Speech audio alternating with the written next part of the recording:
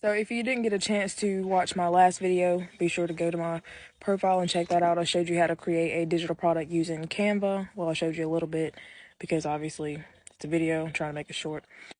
But so in this one, I'm going to show you how to set up your sales funnel, which is how you're going to be able to share your link and then post it on social media so that people can find your product and you can start promoting and creating your content using TikTok or Pinterest.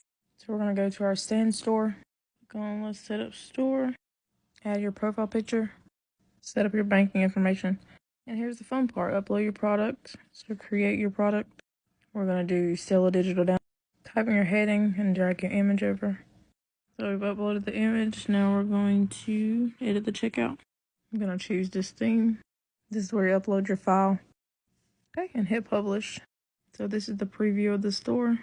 And you would hit copy to copy your link and post it in your bio.